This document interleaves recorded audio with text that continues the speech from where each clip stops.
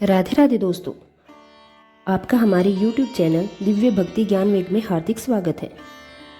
आज आप सभी का दिन शुभ और मंगलमय हो। आज ज्येष्ठ मास के कृष्ण पक्ष का चौथा दिन है और आज संकष्टी चतुर्थी भी है। आप सभी को संकष्टी चतुर्थी की हार्दिक शुभकामनाएं। विघ्नहर्ता भगवान गणेश आप सभी के दुखों को दूर करे और आपकी हर मनोकामना पूर्ण करे। आज 5 मई दिन मंगलवार को चतुर्थी तिथि पूरे दिन रहने वाली है। अगले दिन सुबह 7:51 पर समाप्त होगी। आज शिव योग बन रहा है जो कि पूरा दिन रहेगा। आज का दिन बुढ़वा मंगलवार के रूप में भी जाना जाता है। इस पावन दिन पर बजरंगबली हनुमान जी की विशेष पूजा अर्चना की जाती है। ज्येष्ठ मास का हर दिन हमें जीवन के किसी गहरे और छुपे हुए सत्य से जोड़ता है। आज का यह चौथा दिन उस ज्ञान की ओर संकेत करता है जो केवल पढ़ने या सुनने से नहीं बल्कि निस्वार्थ कर्म से प्रकट होता है। जब मन स्वार्थ से मुक्त हो जाता है तभी धर्म का बीज हमारे भीतर अंकुरित होता है। आज की कथा हमें यही सिखाने आई है कि धर्म केवल पूजा में नहीं बल्कि हमारे व्यवहार में भी दिखाई देता है। किसी को सहारा देना, किसी को क्षमा करना और किसी को सत्य का मार्ग दिखाना, यही इस मास का सच्चा व्रत है।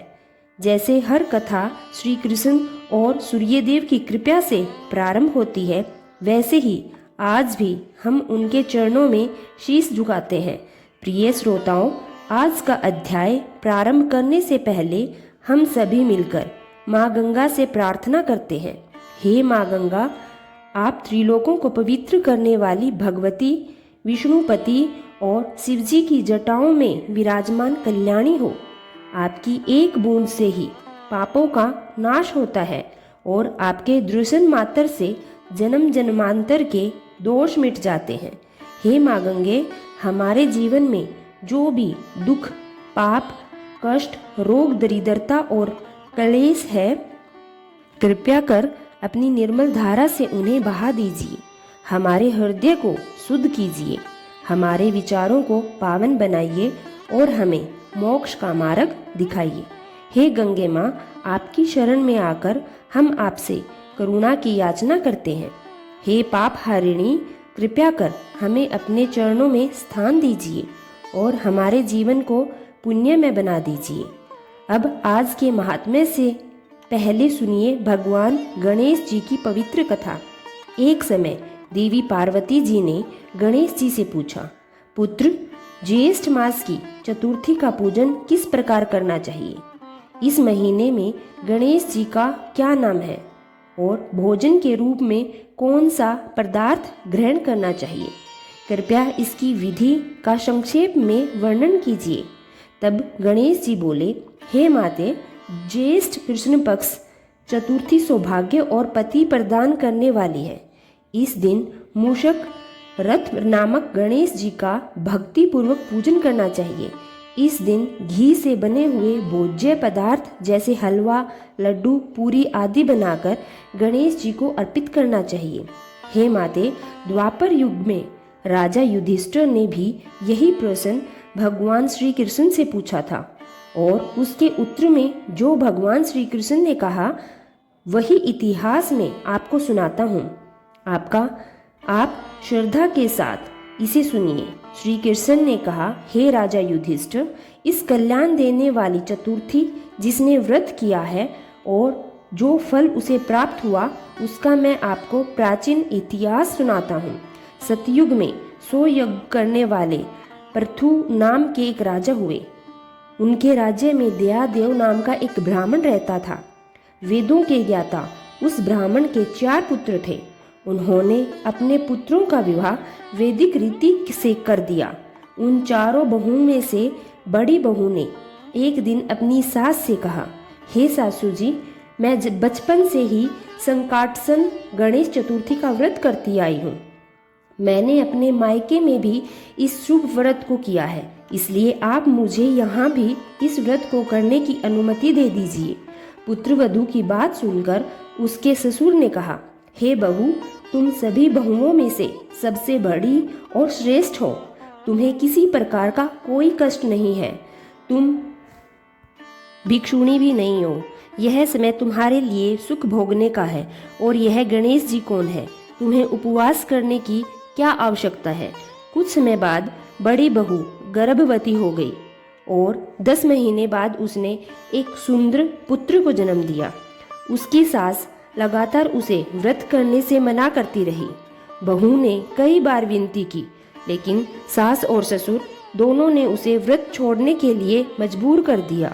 समय बीतता गया और उसका पुत्र विवाह योग्य हो गया, लेकिन व्रत भंग होने के कारण गणेश जी क्रोधित हो गए और जब उसके पुत्र का विवाह हो रहा था, ठीक सुमंगली के समय उसका अपहरण हो गया। इस घटना से विवाह मंडप में हड़कंप मच गया। सभी लोग व्याकुल होकर कहने लगे, वर कहाँ गया? किसने उसका अपहरण कर लिया? यह समाचार सुनकर उसकी माता रो रो कर अपने ससुर दयादेव से कहने लगी, हे ससुर जी, आपने मेरा गणेश चतुर्थी का व्रत छुड़वा दिया। उसी के कारण मेरा पुत्र आज गायब हो गया है। पुत्रवधू की यह बात सुनकर ब्राह्मण दयादेव बहुत दुखी हुए और उसकी पुत्रवधू तो और भी अधिक दुखी हो गई। तब दयादेव ने अपनी पुत्रवधू को संकटनाशन गणेश चतुर्थी का व्रत करने की अनुमति दे दी। इसके बाद वह बहू हर महीने श्रद्धा से यह व्रत करने लगी। कुछ समय बाद जिस कन्या से उसके पुत्र का विवाह होने वाला था, उसके घर एक दुर्बल और वैदिक्य ब्राह्मण भिक्षा मांगने आया। उसने कहा, हे बेटी, आज मुझे इतना भोजन दो कि मेरी भूख शांत हो जाए। उस ब्राह्मण की बात सुनकर धर्मपरायण कन्या ने विधि पूर्वक उसका पूजन किया। भक्ति पूर्वक भोजन कराने के बाद उसने ब्राह्मण को वस्त्र आदि भी श्रद्धा में भेंट किए। कन्या की सेवा से प्रसन्न होकर ब्राह्मण बोले, हे कल्याणी, हम तुम पर अत्यंत प्रसन्न हैं। तुम अपनी इच्छा के अनुसार मुझसे वरदान मांग सकती हो। मैं कोई साधारण ब्राह्मण नहीं हूँ, बल्कि ब्राह्मण वेश में स्वयं गणेश जी हूँ और तुम्हारी सच्ची भक्ति से प्रसन्न होकर ही यहाँ आया हूँ। ब्राह्मण की यह दिव्य बात सुनकर कन्या ने विनम्रता से हाथ जोड़कर कहा, हे विघ्नेश्वर, यदि आप सच में मुझ पर प्रसन्न हैं तो कृपया करके मुझे मेरे पति के दर्शन करा दीजिए। कन्या की यह सच्ची और सरल प्रार्थना सुनकर गणेश जी बोले, सुंदर विचारों वाली कन्या, तुम जो चाहती हो वही होगा। तुम्हारा पति बहुत शीघ्र तुम्हारे पास आएगा। इस प्रकार वरदान देकर गणेश जी वहां से अंतर्ध्यान हो गए। फिर उसी समय की बात है कि सोम शर्मा नाम के एक ब्राह्मण वन से उस ब्राह्मण के बालक को लेकर नगर में आ गए। अपने पौत्र को देखकर दयादेव ब्राह्मण अत्यंत प्रसन्न हुए। बालक की माता की खुशी का तो जैसे ठिकाना ही नहीं रहा। पूरा नगर भी इस शुभ समाचार से आनंदित हो उठा।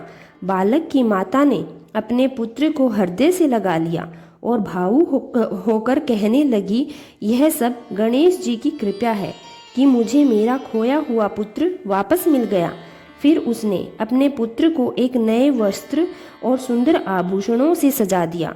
दयादेव ब्राह्मण बार बार सोम शर्मा को प्रणाम करते हुए बोले, हे दिग्गराज, आपकी कृपा से मुझे मेरा खोया हुआ पुत्र पुनः प्राप्त हो गया। मेरा बालक फिर से मेरे घर आ गया। इससे बढ़कर मेरे लिए कोई सुख नहीं है।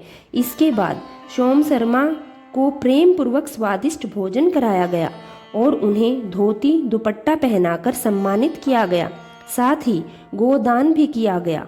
फिर पुनः मंडप का निर्माण कर विधि विधान से विवाहिक कार्य संपन्न किया गया। इस शुभ कार्य से सभी नगरवासी अत्यंत प्रसन्न हुए और वह भाग्यशाली कन्या भी अपने पति को पाकर धन्य हो उठी। ज्येष्ठ मास के कृष्ण पक्ष की चतुर्थी तिथि मनुष्य की सभी मनोकामनाओं को पूर्ण करने वाली मानी गई है। इस दिन स्त्री और पुरुष दोनों को एकदंत भगवान गणेश जी की पूजा अवश्य करनी चाहिए।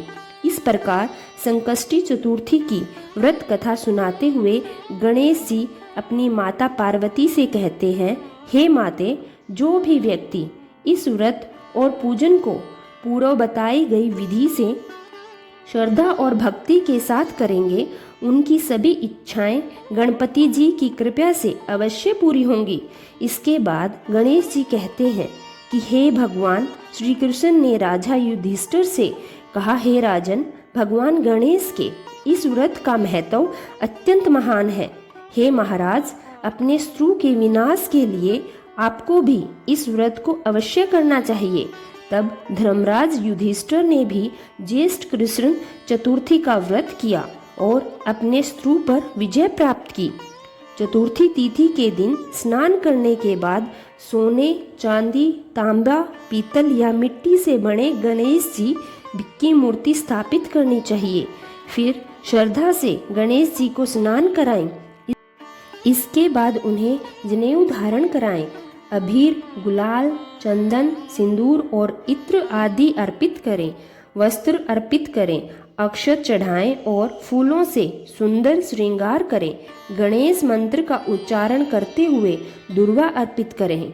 इसके बाद भगवान को लड्डुओं का भोग लगाएं, धूप और दीप जलाएं तथा कपूर से आरती करें।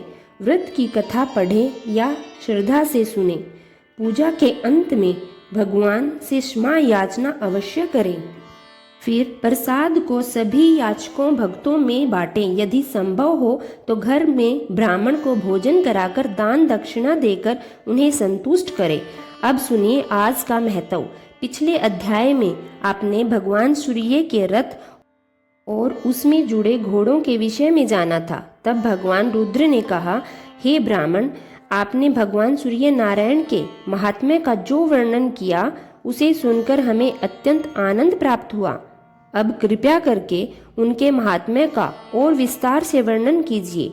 तब श्री ब्रह्मा जी बोले, हे रुद्र, इस संपूर्ण चराचर त्रिलोक्य के मूल्य भगवान सूर्य नारायण हैं। देवता, असुर और मनुष्य अभी उन्हीं से उत्पन्न हुए हैं। इंद्र, चंद्र, रुद्र, ब्रह्मा, विष्णु और शिव सहित सभी देवताओं में उन्हीं का तेज व्याप्त है। अग्नि में विधि पूर्वक दी गई आहुति भी अतः सूर्य भगवान को ही प्राप्त होती है।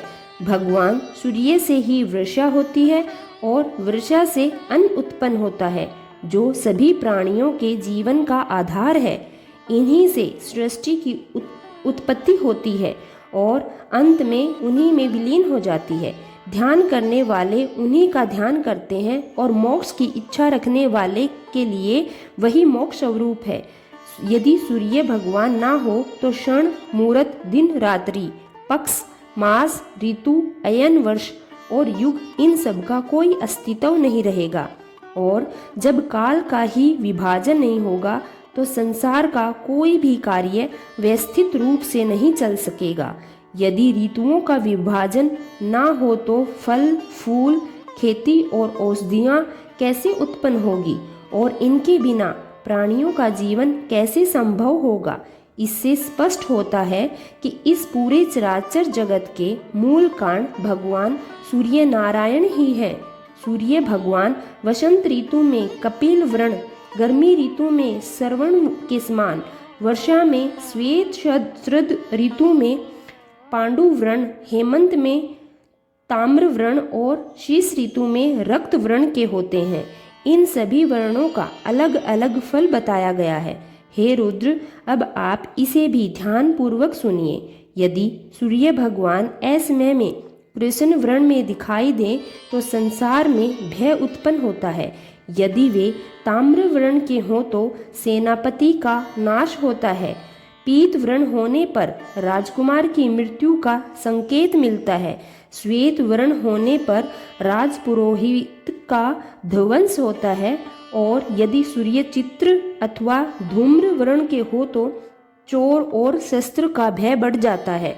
परंतु यदि ऐसे अशुभ वर्ण के बाद वर्षा हो जाती है तो फिर यह अनिष्ट फल समाप्त हो जाते हैं। अब जानिए भगवान सूर्य के अभिषेक और उनकी रथ यात्रा के विषय में।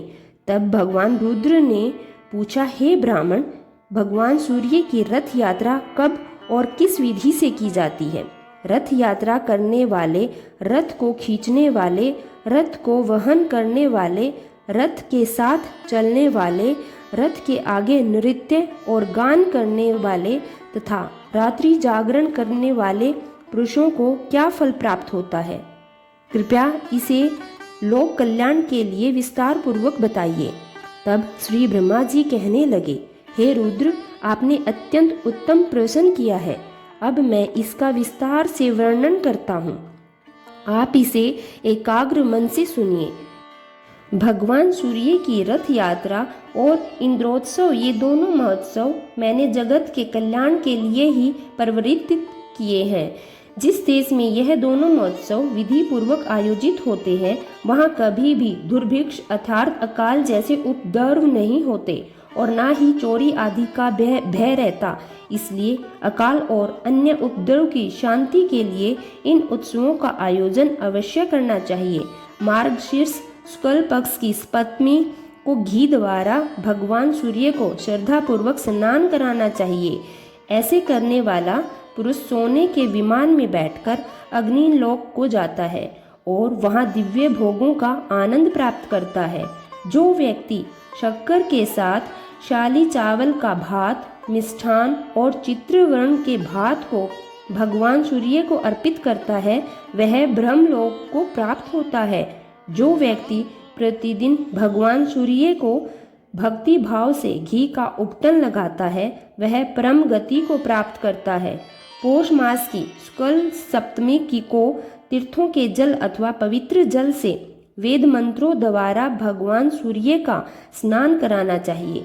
सूर्य भगवान के अभिषेक के समय प्रयाग, पुष्कर, कुरुक्षेत्र, नमेश, प्रथुतक अर्थात पेहवा, शरण, गोकर्ण, ब्रह्मवर्त, कुशावर्त, बल्गिक, नील पर्वत, गंगा द्वार, गंगा सागर, कालप्रिय, मित्रवन, भांडीरवन, चक्रतीर्थ, रामतीर्थ, गंगा, यमुना, सरस्वती, सिंधु, चंद्रभागा, नर्मदा, पिपासा अर्थात व्यास नदी, तापी, शिवा, बेलवत्री अथवा बेतवा, गोदावरी, पयोशासिनी अर्थात मंदाकिनी, कृष्णा, वेणा, सद्रयू अर्थात सतलुज, पुष्करणी, कौशिक अर्थात कोसी तथा सरयू आदि सभी तीर्थों, नदियों और समुद्रों का स्मरण करना चाहिए।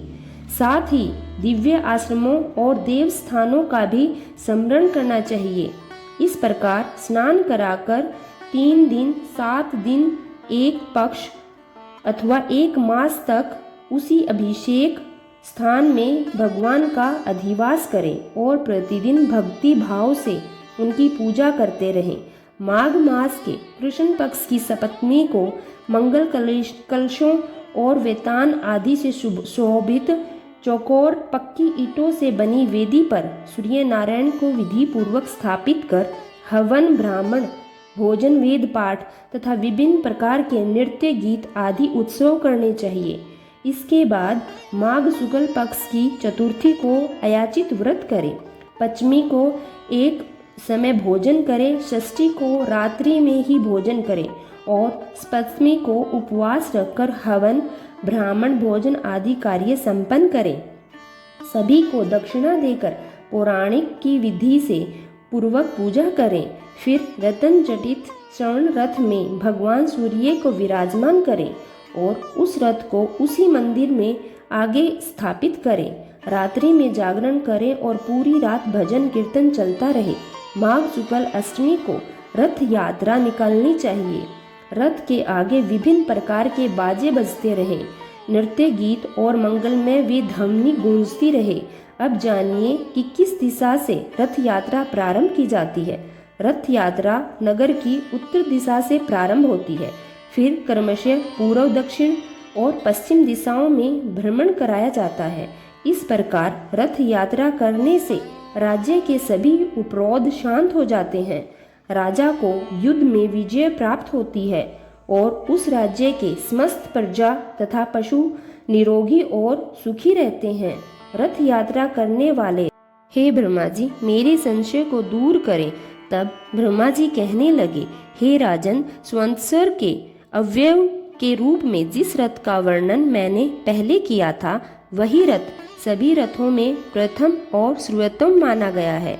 उसी दिव्य रथ को देखकर विश्वकर्मा जी ने भी अन्य सभी देवताओं के लिए अलग अलग और अद्भुत प्रकार के रथों का निर्माण किया।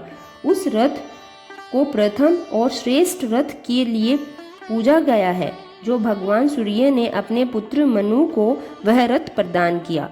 मनु ने आगे चलकर उसे राजा इक्ष्वाकु को दे दिया।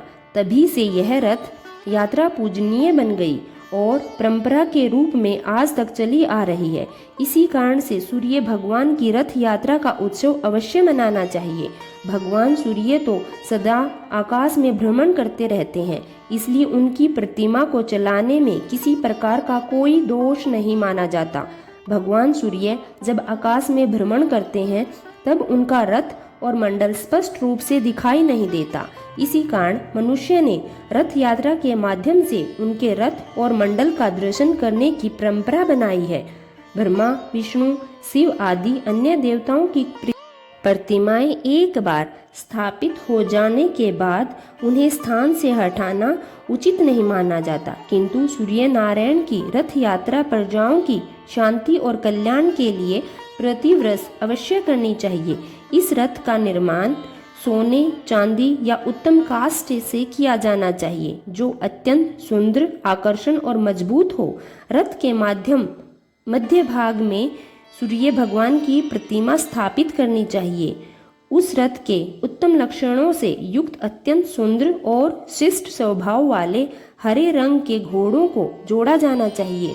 उन घोड़ों को केसर से रंग कर विभिन्न आभूषणों, पुष्प, मालाओं और चंवर आदि से सुसज्जित करना चाहिए, अर्थात उन्हें भव्य रूप से सजाना चाहिए। इसके बाद रथ के लिए अर्घ्य अर्पित करना चाहिए। इस प्रकार रथ को पूरी तरह तैयार करके सभी देवताओं की विधि पूर्वक पूजा करनी चाहिए और ब्राह्मणों को भोजन कराना चाहिए। इसके साथ ही दक्षिणा देकर दीन, दुखी, नेत्रहीन, उपेक्षित और अनाथ लोगों को भी भोजन कराकर संतुष्ट करना चाहिए। किसी भी व्यक्ति, चाहे वह उत्तम, मध्यम या अध्यम क्यों ना हो, उसे निराश होकर लौटने नहीं देना चाहिए। इस सूर्य महायज्ञ रूपी रथ यात्रा में सभी यदि कोई भी व्यक्ति भूखा रहकर निराश होकर लौट जाता है, तो इस पाप के कारण उसके स्वर्ग में स्थित पितरों का अधपतन हो जाता है, अर्थात उनका नाश हो जाता है। इसलिए इस यज्ञ में सभी को भोजन और दक्षिणा देकर संतुष्ट करना अत्यंत आवश्यक है, क्योंकि बिना दक्षिणा के कोई भी यज्ञ पूर्ण नहीं माना जाता। इसके बाद मंत्रों के जाप के साथ भगवान का प्रिय पदार्थ सभी देवताओं को अर्पित करना चाहिए। मंत्रों द्वारा बलि अर्पित कर वामदेव, दिव्य पवित्र मानशोक तथा रणथर इन रणचाओं का पाठ करना चाहिए। फिर पुण्य वाचन करते हुए और विभिन्न मंगलमय वाद्यों की ध्वनि के साथ सुंदर और समतल मार्ग पर रथ को चलाना चाहिए, ताकि कहीं भी झटका या धक्का ना लगे। रथ को धीरे धीरे और निरंतर आगे बढ़ाना चाहिए। यदि घोड़े उपलब्ध ना हो तो उत्तम बैलों को भी रथ में जोड़ा जा सकता है, या फिर पुरुषगण स्वयं रथ को खींच सकते हैं। 30 या 16 ब्राह्मण जो शुद्ध आचरण वाले और व्रती हो, वे बड़ी सावधानी से प्रतिमा को मंदिर से उठाकर रथ में स्थापित करें। सूर्य प्रतिमा के दोनों ओर उनकी पत्नियां संज्ञा और छाया उनको स्थापित करना चाहिए, जिन्हें कर्मशय, रंग और निशुंभा भी कहा जाता है। छाया को दाहिनी ओर और संज्ञा को बाईं ओर स्थापित करना चाहिए। 2 सदाचारी और वेद पाठी ब्राह्मण प्रतिमाओं के पीछे बैठकर उन्हें स्थिर रखें। रथ का सारथी भी अत्यंत कुशल होना चाहिए। रथ के ऊपर श्रवण दंड से युक्त सुंदर छत्र स्थापित करना चाहिए। रथ पर रत्नों से जटित श्रवण दंड वाली ध्वजा लगानी चाहिए, जिसमें अनेक रंगों की 7 पताकाएं अर्थात 7 ध्वजाएं हो। रथ के आगे के भाग में सारथी के रूप में ब्राह्मण को बैठना चाहिए। श्रद्धा रहित व्यक्ति को कभी भी रथ पर नहीं चढ़ना चाहिए, क्योंकि ऐसा करने से उसकी संतति के नष्ट होने का भय बताया गया है। ब्राह्मण, स्त्रिय और वैश्य को ही इस रथ को वहन करने का अधिकार है। रथ को सबसे पहले उत्तर द्वार पर ले जाना चाहिए और वहां से एक दिन तक उसकी पूजा करनी चाहिए। वहां नृत्य, गीत, वेद पाठ और पुराण कथा का आयोजन करना चाहिए तथा ब्राह्मणों को भोजन कराना चाहिए। नवमी के दिन रथ को पूर्व द्वार पर ले जाना चाहिए और वहां एक दिन रुकना चाहिए। तीसरे दिन दक्षिण द्वार और चौथे दिन पश्चिम द्वार पर रथ ले जाया जाता है। इसके बाद रथ को नगर के मध्य में ले जाकर पूजन और उत्सव किया जाता है। दीपमाला प्रज्वलित की जाती है, ब्राह्मणों को दान दिया जाता है और भोजन कराया जाता है। फिर वहां से रथ को वापस मंदिर लाया जाता है, जहां नगर के सभी लोग मिलकर उत्सव और पूजा करते हैं। इसके बाद एक दिन और रात तक प्रतिमा रथ में ही रहती है। दूसरे दिन भगवान सूर्य की प्रतिमा को रथ से उतारकर बड़े ही धूमधाम से मंदिर के पुनः स्थापित कर दिया जाता है। इस प्रकार सप्तमी से त्रयोदशी तक रथ यात्रा का आयोजन होता है और चतुर्दशी के दिन प्रतिमा को उसके मूल स्थान पर पुनः स्थापित कर दिया जाता है। इस रथ यात्रा को करने से सभी विघ्न और सभी बाधाएं दूर हो जाती है। हरे कृष्णा। ये था आज का अध्याय। अब सबसे पहले सुनिए बजरंगबली हनुमान जी को समर्पित बुढ़वा मंगलवार की कथा। महाभारत काल के अनुसार भीम अत्यंत शक्तिशाली और पराक्रमी थे। वह युद्ध कौशल में निपुण थे, लेकिन एक बार अपनी शक्ति के कारण वह अहंकार से भर गए। उनके इस अहंकार को दूर करने के लिए बजरंगबली हनुमान जी ने एक अद्भुत लीला रची। जब भीम को सच्चाई का ज्ञान हुआ तब उन्हें अपनी भूल का एहसास हुआ और उन्होंने हनुमान जी से क्षमा याचना की। इसके बाद प्रसन्न होकर हनुमान जी ने भीम को अपना विराट रूप दिखाया। कथा के अनुसार जब पांडव वनवास भोग रहे थे तब उन्हें अज्ञातवास में भी रहना पड़ा।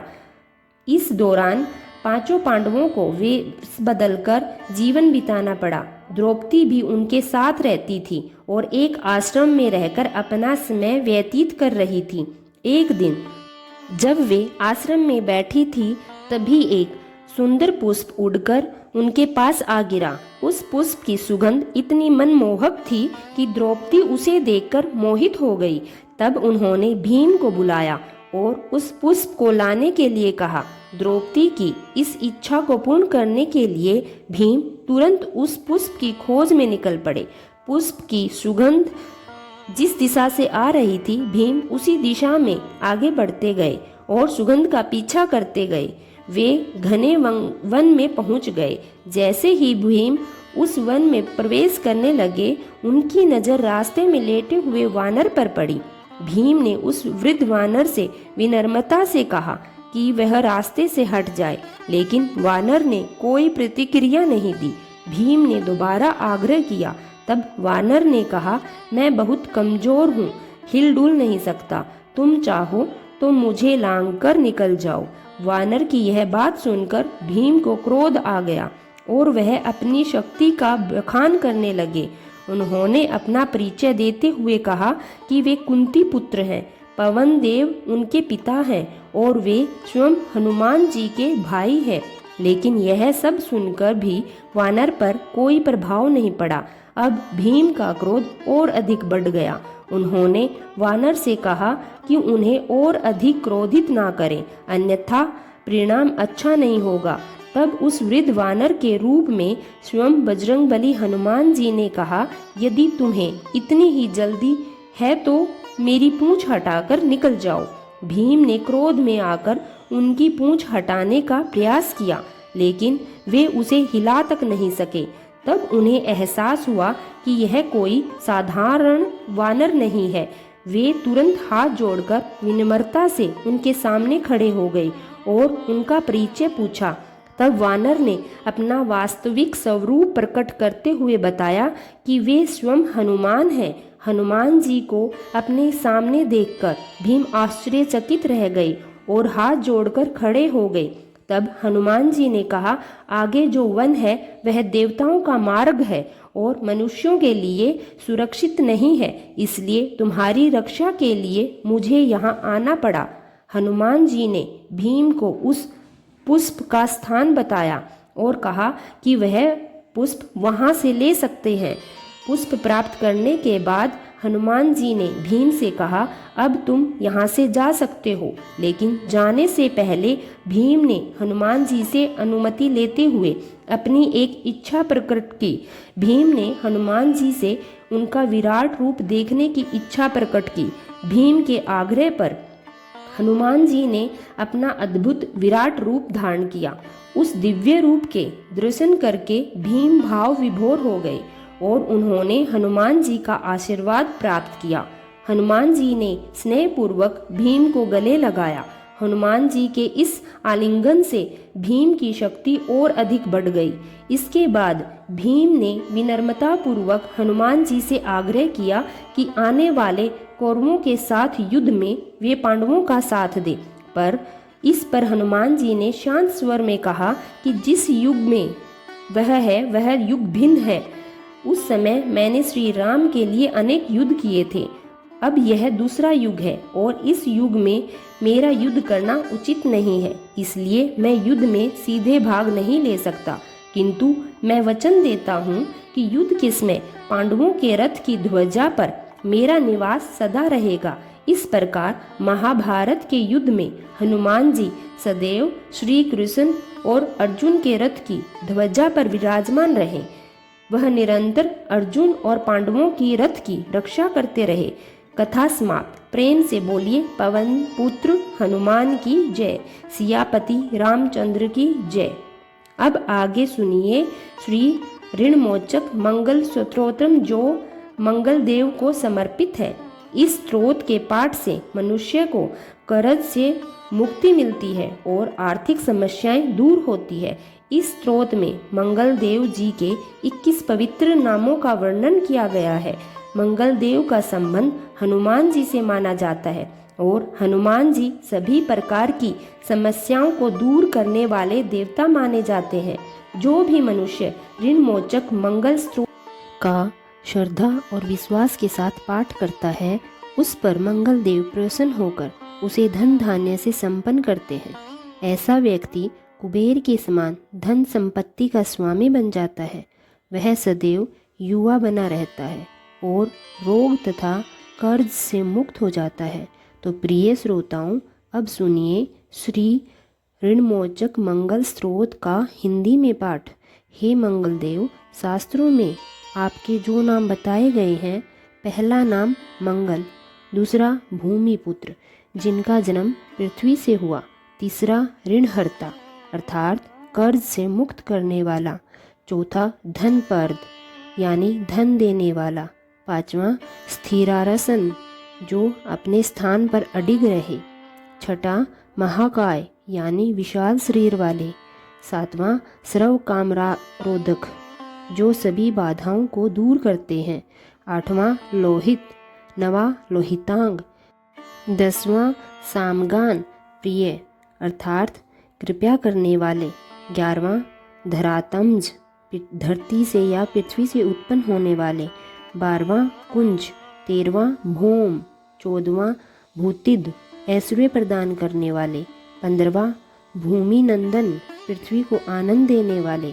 16वां अंगारक, 17वां यम, 18वां सर्व रोग पारक सभी कठिनाइयों को दूर करने वाले, 19वां वृष्टिकर्ता वर्षा करने वाले, 20वां वृष्टिहर्ता वर्षा रोकने वाले, 21वां सर्व काम फलप्रद सभी इच्छाओं को पूरी करने वाले हैं। हे मंगल देव, जो मनुष्य आपके इन 21 नामों का सच्चे मन और पूर्ण विश्वास से वाचित करता है, उसके ऊपर कभी भी कर्ज नहीं रहता और वह अंत में धन प्राप्त करता है। हे मंगल देव, आपकी उत्पत्ति पृथ्वी के गर्भ से हुई है। आपकी आभा आकाश में चमकती बिजली के समान तेजस्वी है। सभी प्रकार की शक्तियों को धारण करने वाले कुमार मंगल देव को मैं नतमस्तक होकर प्रणाम करती हूँ। हे मंगल देव, आपके स्तोत्र का पाठ मनुष्य को अपने मन के सभी विकारों को दूर करके पूर्ण श्रद्धा और आस्था के साथ करना चाहिए। जो भी इस मंगल स्रोत का पाठ करता है और दूसरों को सुनाता है, उसके सभी कष्ट दूर हो जाते हैं। हे अंगारक, अग्नि के समान तेजस्वी महाभाग भक्तों से प्रेम करने वाले प्रभु, हम आपको नमन करते हैं। हमारे ऊपर जो भी कर्ज है उसे समाप्त कर दीजिए, हमारे सभी व्याधियों को दूर कीजिए। हे मंगलदेव, हमारी गरीबी दूर कीजिए, अकाल मृत्यु के भय को समाप्त कीजिए, हमारे मन के सभी दुख भय और क्लेश को हमेशा के लिए दूर कीजिए। हे मंगलदेव, आपको प्रसन्न करना कठिन है, परंतु जब आप प्रसन्न होते हैं तो अपार सुख और समृद्धि प्रदान करते हैं, और जब आप नाराज होते हैं तो बड़े बड़े साम्राज्य भी नष्ट हो जाते हैं। आपकी अप्रसन्नता से ब्रह्मा, इंद्र और विष्णु जी के भी वैभव को क्षति पहुंच सकती है, तो फिर मेरे जैसे साधारण मनुष्य की बात क्या है। हे प्रभु, आप सबसे शक्तिशाली और सर्वोच्च हैं। हे भगवान, मैं आपसे विनम्र प्रार्थना करती हूँ कि आप मुझे संतान के रूप में पुत्र प्रदान करें। मैं आपके द्वार पर आई हूँ, आप मेरी इस मनोकामना को अवश्य पूर्ण करें।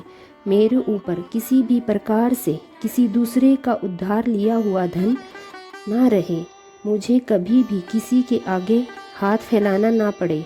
हे प्रभु, मेरी गरीबी को दूर कीजिए और मेरे सभी प्रकार के कष्टों और क्लेशों का नाश कीजिए।